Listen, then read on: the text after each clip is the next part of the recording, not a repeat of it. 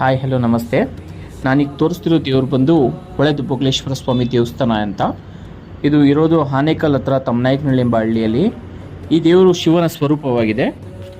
ಈ ದೇವರು ಹಳ್ಳಿಗೆ ಬರಲು ಕಾರಣ ಏನಂದರೆ, ಸುಮಾರು ವರ್ಷಗಳ ಹಿಂದೆ ಪ್ಲೇಗ್ ಎಂಬ ಕಾಯಿಲೆ ಈ ಹಳ್ಳಿಯನ್ನು ಹರಡುತ್ತೆ. ಆಗ ಈ ವಲಸೆ ಬರ್ತಾರಲ್ವ ಕುರಿ ಮೇಯಿಸ್ಕೊಂಡು, ಅವರ ಊಟದ ಬುತ್ತಿಯಲ್ಲಿ ಈ ದೇವರು ಬಂದು ಇಲ್ಲಿ ಪ್ರತಿಷ್ಠಾಪನೆ ಆಗುತ್ತೆ.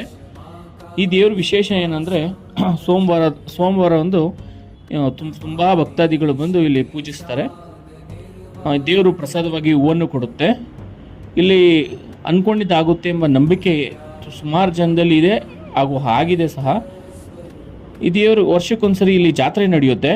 ಯುಗಾದಿ ಆದಮೇಲೆ ತುಂಬ 1 ಲಕ್ಷ 2 ಲಕ್ಷ ಜನ ಇಲ್ಲಿ ಸೇರ್ತಾರೆ.